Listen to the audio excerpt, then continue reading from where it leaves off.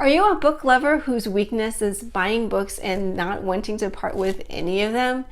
Out of the things that I buy over the year, the one area where I am the weakest is books. I love the bookstore and sales at our local library and those free little libraries around our neighborhood.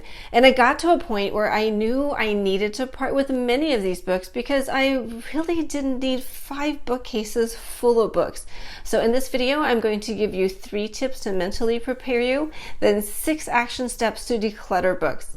Welcome. I'm Maria, and if you're feeling overwhelmed and burdened and would like tips about simple living for a healthy life, then you have come to the right place. If you find my content helping you, please subscribe to my channel. So I did have 5 bookcases full of books. My goal is to get down to 2. Right now I have 3, but also have books scattered around my house. But here are some tips that have helped me part with 2 cases so far. First, I have to tell myself that my books don't define me. I have learned so much from my books, and the information and insights have shaped me, but my identity cannot be found in the books themselves. I think the biggest reason why I can't part with these things is that I feel like I'm removing part of myself when I declutter books. After I taught my health classes, it took me years before I could donate those texts.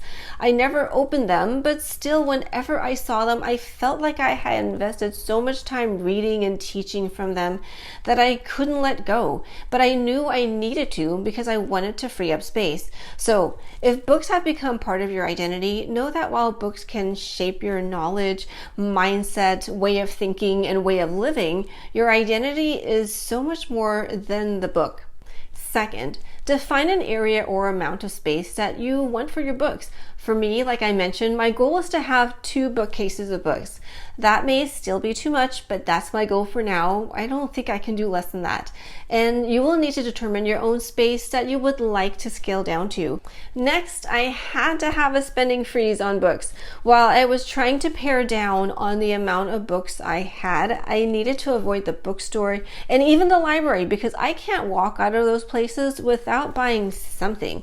Yes, I know the library has many free books to borrow, but after I borrow a bunch of books, I still look at their sale section and get something. So sad. And speaking of free books, when I was taking my walks, I had to avoid walking past those free little libraries. Otherwise, I would end up taking books home for my walk. And I would tell whoever I was walking with to steer me away from those little stands because I'm too weak to say no to free books. If there is a Bookaholics Anonymous, please let me know because I need help. Okay, now to the hands-on tips. Here's where it's going to get messy. You ready? I'll be decluttering this shelf here. First action step, empty all your books from a shelf that you want to pare down. Or if you want to go Marie Kondo, empty all your books from all your shelves in your house. It might be easier that way, messier, but more thorough.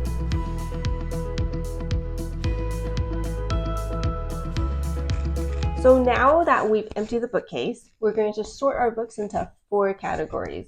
Books read, books not read, reference books such as something about gardening or a book about essential oils, or I have my first aid book in here somewhere. And then we have coffee table or visual books. So let's get sorting.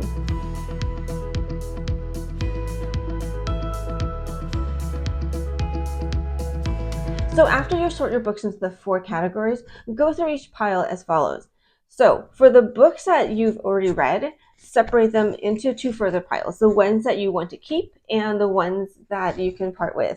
So for the ones that you want to keep, go through them again and ask yourself, why are you keeping them? Is it something that you will read again? Or are they books that you just really treasure and that they have meaning for you? So for example, I love the Chronicles of Narnia. This set is actually from my childhood. That's why they look like they're falling apart. I read this series so many times as a child and also with my children as they're growing up, and they mean a lot to me. So I am going to keep these for a very long time. Next, we have the books that you have not read yet. So again, separate them into 2 piles. Books that you want to keep and you would really like to read, and books that you realistically are not going to read and should be able to part with. So one question that I ask myself in assessing these is, how long have I had the book? Because sometimes if I've had a book for a long time, I'm honestly really not going to read that. So for example, the Iliad. I got this. It's been sitting on my shelf for about 8 years. I got it at a used library sale, and I thought the Iliad, classic book, makes me look smart sitting on the shelf, but I haven't read it, and I really don't think I'm going to read it. So that's not smart. So I'm going to go ahead and give that one away. Next, we have reference books. And these books should be useful to you and contain the information that you need when you need them. So again, separate your books into two categories. One, books that you will need and you know you want access to, and then books that no longer serve a purpose.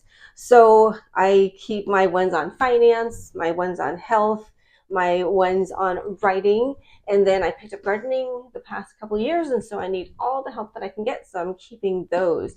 But there may be some books that no longer serve a purpose, and so I do have this one book on the mind-body connection, but I do have a more updated one, so I'm able to part with this book. It is a really good book, but I haven't accessed that for a while. And then other books that I don't think I'll access are my parenting books. I'm done. Did I mention that my husband and I are empty nesters? It's too late anyway, so I don't need those books. So if you haven't used a book for a while, you may ask yourself, do I am still interested? Do you think you'll still need it? The only one exception that I would say to keep, even if you haven't accessed for a long time and I haven't, is this first aid and safety book, because when I need it, I want to know that it's there. And so do, again, an honest assessment of what you need, what information you want access to, and keep the ones that serve a purpose for you. Last, your coffee table or visual books. If they're sitting at the bottom of some shelf like these, then what purpose are they serving? No one sees these, not even us. Time to donate these. Well, those are my strategies for decluttering books. If they were helpful, please give a thumbs up and subscribe for future content to help you simplify your life and live healthier. And if you follow these steps, how much of your books were you able to declutter? Let me know in the comments below. Well, now that you have more room in your shelf and are looking for books to help you in your simple living journey, check out this video here about my top 5 books that have helped me live a simpler, less complicated life.